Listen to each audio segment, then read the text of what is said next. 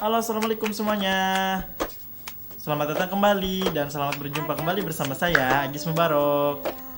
Jadi pada kesempatan kali ini, saya akan mempersembahkan sebuah video mengenai salah satu tugas mata kuliah saya, yaitu tugas keperawatan, komunikasi keperawatan.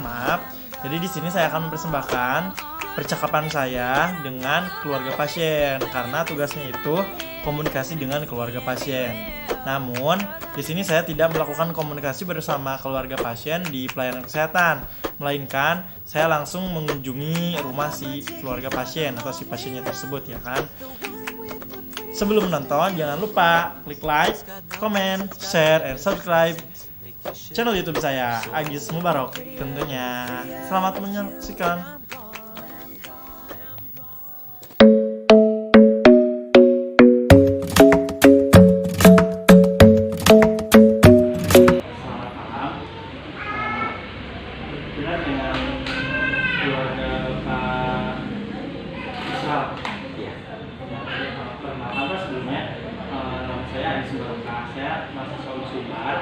Kebetulan di sini saya ada tugas mata kuliah komunikasi keperawatan, yaitu melakukan komunikasi dengan keluarga pasien mengenai kondisi pasien. Jadi sesuai dengan yang informasi yang saya dapat tentang diagnosa pasien itu mengalami gejala liver. Apa Bapak tahu apa itu liver itu sendiri? Tentang itu.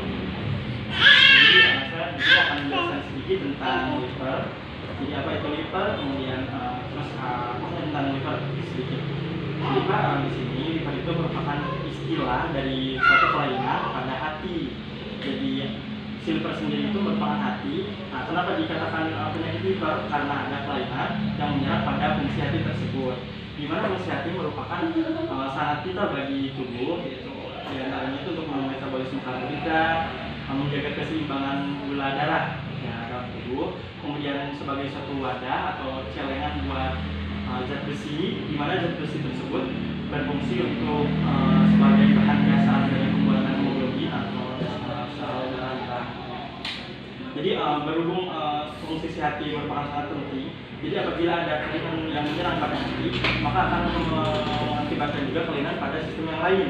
Nah, jadi di sini seperti yang gejalanya yang ditimbulkan pada pasien, di antara beberapa itu kan gejala itu ada pembengkakan pada perut, ya, kemudian awalnya, nah itu merupakan gejala awal dari penyakit tersebut. Kemudian kehilangan nafsu makan, kemudian tadi kekurangan hemoglobin atau kekurangan darah. Karena apa? Tadi ada kerusakan pada itu hatinya, karena tidak adanya zat besi di dalam hati tersebut sehingga produksi sel darah merah kurang. Jadi makanya dari itu ada kelainan pada seluruh tubuh. Jadi penyakit liver itu sendiri terdiri dari beberapa penyakit Pak. Jadi ada beberapa kelainan. Di antaranya ada hepatitis. Mungkin Bapak sering mendengar hepatitis itu. Hepatitis, kemudian ada penyakit liver lainnya yang paling parah itu ada kanker. Kemudian ada liver yang diturunkan atau misalnya ada genetik dari orang tua atau dari keturunannya itu ada seperti itu. Jadi faktor resikonya itu dari penyakit liver sendiri atau jadi yang mampu menimbulkan memperluas supaya terjadinya itu semakin tinggi.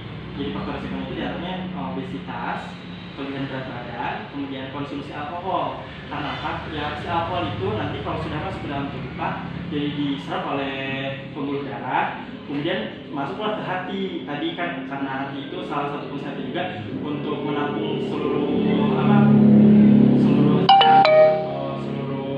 racun yang masuk dalam tubuh. Jadi di hati ditampung. Kalau misalkan si hati masih sanggup untuk menampung, maka tidak akan ada kelainan. Tapi kalau misalkan ya konsumsi alkohol bertahun-tahun atau misalkan tidak alkohol juga, obat-obatan warung toh banyak, misalkan sedikit-sedikit minum obat, nah maka itu akan menyebabkan kerusakan juga pada hati.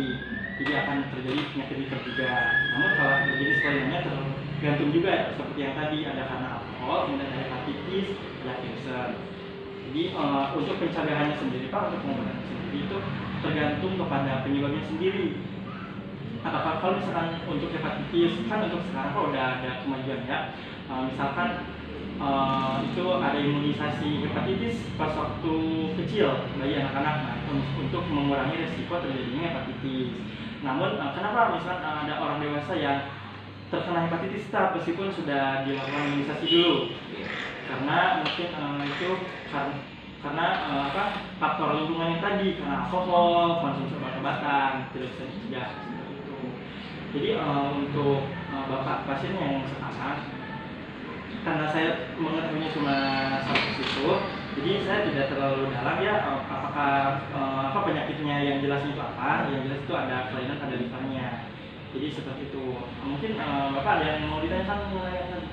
Bertanya apa sih? Itu kira-kira apa ya? Dalam penyakit itu kira-kira ada masa penyembuhannya kan? Maksudnya bisa nggak disebutkan? Ya, baik Pak. Jadi di sini penyakit liver itu terdiri dari 4 tahap. Jadi yang pertama itu yaitu permulaan, di mana ada gejala-gejala seperti nyeri perut, kemudian tadi mual-mual. Jadi itu baru misalkan antibodinya baru beradaptasi dengan sel-sel proses penyembuhannya. Jadi kata saya tadi ada 4 tahap itu bagaimana sehingga si hati bisa rusak. Jadi yang pertama tadi ada permulaan, yang tadi kayak misalkan gejala mau muntah. Jadi itu proses adaptasinya dulu. Bisakah itu si hati untuk mencegah masuknya penyakit atau tidak? Nah, berhubung patogen atau si penyakitnya lebih kuat daripada antigen yang ada dalam tubuh, jadinya si hatinya mengalami kerusakan atau fibrosis. Di sini sudah terjadi peradangan pada hati, sehingga yang tadi menimbulkan perut kembung. Nah itu udah masuk ke itu. Jadi kalau misalkan pengobatannya sendiri Pak bergantung. Kalau misalkan baru tahap fibrosis masih bisa ada pengobatannya. Tapi kalau misalkan sudah masuk ke sirosis, apalagi sirosis yang agak parah ya. Jadi misalnya sirosis itu si hatinya itu kayak mengkerut, sudah keras. Kan si hati itu ada 2 lobus, kanan dan kiri. Nah dimana yang paling pertama itu biasanya tergantung juga sih. Kalau biasanya itu yang paling kanan yang paling besar.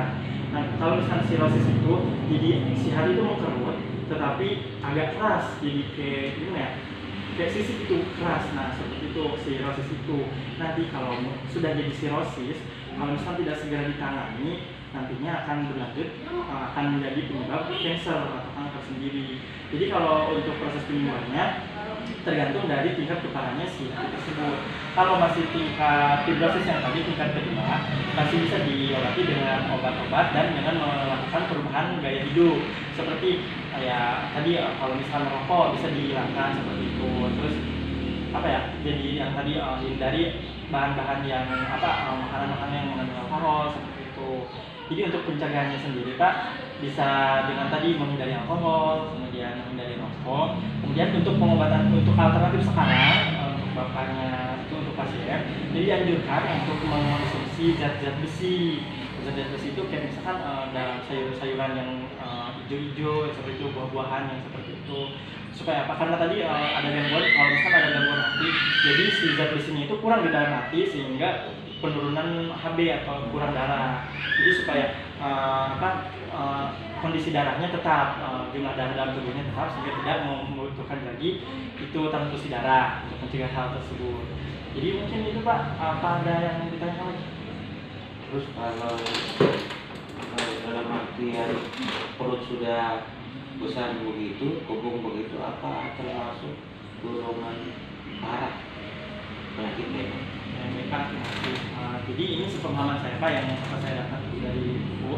Jadi sekarang itu bisa perut membengkak karena itu si hatinya yang budem atau bengkak tersebut. Jadi tadi sudah fibrosis peradangan. Jadi efek dari peradangan tersebut si hatinya sudah membengkak. Jadi oleh karena itu si perut terlihat buncit atau kembung yang bengkak tersebut. Jadi itu sebenarnya di dalamnya organ dalamnya yang sudah bengkak si hatinya. Jadi bergantung kembali. Tadi kan kata saya kalau misalkan masih fibrosis itu jadi peradangan, jadi kembung. Kalau si sirosis tersebut yang tadi kata saya udah mengkerut, jadi kan mungkin itu bergantung kepada hasil CT scan lagi atau X-ray lagi atau ronsen. Jadi apakah itu yang kembung itu bagian abdomennya atau kulitnya yang bengkak akibat dari luka pada hati atau akibat hatinya sendiri yang kembung atau tadi fibrosis. Kalau dari masih fibrosis jadi masih agak mendingan, masih agak bisa ada jalan lain lah. Itu istilahnya. Apalagi kalau misalnya ada hatinya itu masih belum terkena semuanya, jadi masih belum rusak semuanya kan bisa misalkan dengan cara operasi seperti itu Pak, jadi diambil sebagian. Tapi kalau misalkan sudah dinyatakan dalam di ronsen atau USG sudah menyatakan jadi sudah kena semuanya, apalagi kalau sudah sirosis, jadinya itu kemungkinannya ya Bapak mengerti sendiri ya seperti itu. Jadi seperti kemarin saya pengalaman sendiri tuh yang kata orang sini juga yang saya pertama dulu Bapak Ibunya, beliau juga seperti itu Pak. Jadi beliau itu masuk rumah sakit itu akhir tahun 2018 dengan gejala yang sama, tapi beliau disertai dengan muntah dahak langsung. Nah kemudian dari sini rumah sakit sini itu telat diagnosa medisnya, jadi telat padahal itu sudah tanda-tanda cancer toh, karena sudah ada keluar darah, kemudian waktu itu langsung sudah ada berkembung, udah semuanya udah ada, tapi telat diagnosa. Nah pas waktu bulan Maret itu masuk rumah sakit lagi. Dan di sana baru diketahui, baru didiagnosa medis bahwa beliau mengidap cancer. Jadi di sini masalah yang paling besarnya itu harusnya itu dari diagnosa medisnya supaya tepat. Jadi kalau misalnya ada saran dari dokter atau dari pihak rumah sakit untuk melakukan pengecekan atau pengetesan, misalkan X-ray, jadi kita sealangkah baiknya untuk mengikuti prosedur tersebut untuk lebih menjelaskan, lebih akurat gitu. Jadi nantinya tidak ada penasaran gitu kepada kita, penasaran kenapa kita dulu tidak melakukan tersebut. Jadi bergantung kepada hasilnya juga. Terus ada apa sudah paham mengenai liver?